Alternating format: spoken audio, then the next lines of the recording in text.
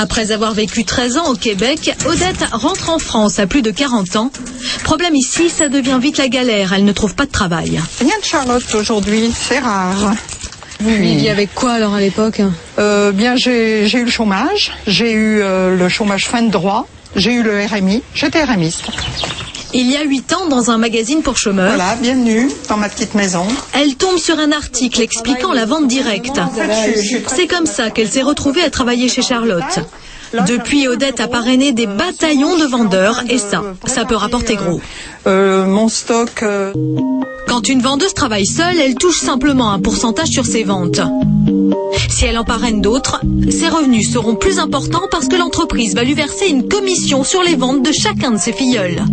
Si les filleuls parrainent à leur tour de nouveaux vendeurs, les commissions se multiplient. C'est ce qui est arrivé à Odette, qui aujourd'hui se retrouve à la tête d'un gigantesque réseau de commerciaux.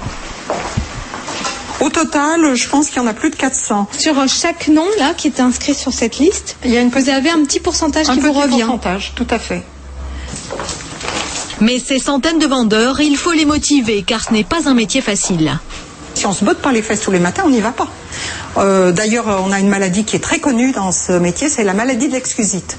Il fait trop beau, on va pas travailler. Il fait froid, on va pas travailler.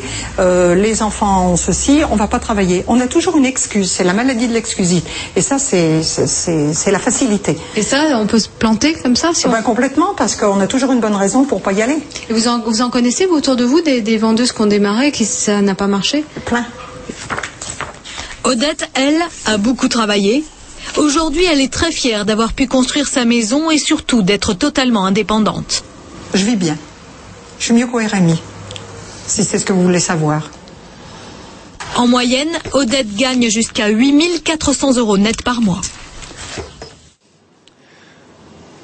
Voilà Odette qui s'en met plein les poches en surveillant toutes ses copines vendeuses.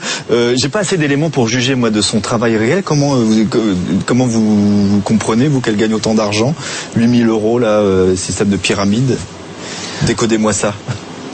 Non, c'est tout simplement un système qui fait qu'elle touche donc un pourcentage sur ses ventes et dirige donc une équipe de vendeuses qu'elle forme, qu'elle fait entrer dans le système et sur lequel elle perçoit un pourcentage. Donc en fait, elle perçoit une somme de sa propre activité, mais aussi de l'activité des personnes dont elle a la charge et l'encadrement. Et Odette qui a repris sa retraite et qui l'a bien mérité parce que l'excusite aiguë, c'est plus de son domaine. Maintenant, elle va se reposer. Pouvoir cumuler comme ça des emplois dans notre pays, c'est un phénomène courant. D'abord, est-ce que dit la loi précisément? En fait, on a une liberté totale si on exerce une activité salariée et en parallèle une activité indépendante.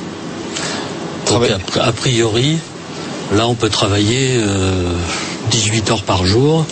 Rien ne vous l'interdit sur le plan de la réglementation. Après, c'est les lois physiques qui reprennent dessus. Comment vous avez réagi, vous, quand on dit travailler plus pour gagner plus, l'un et l'autre? Vous dites quoi, vous? Moi, je dis que tout est possible. Maintenant, il faut bien réfléchir à ce que l'on met derrière.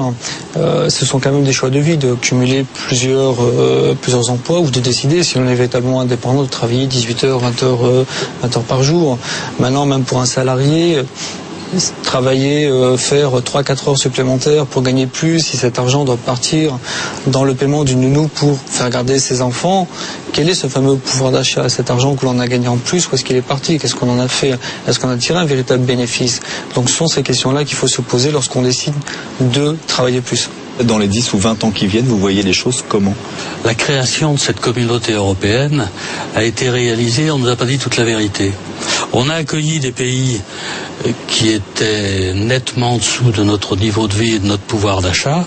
Et là, on a quand même oublié de nous expliquer une chose, c'est que l'objectif était que ces pays nous rejoignent, mais que pour pouvoir nous rejoindre, nous devions, nous, accepter de réduire un peu ce dont nous disposions.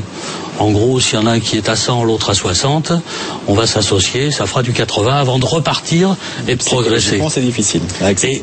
Il faut être conscient que notre pouvoir d'achat et notre niveau de vie n'ira pas en progressant de façon spectaculaire dans les années à venir. J'aurais tendance à dire que la progression reprendra quand tous les pays de l'Union européenne seront au même niveau.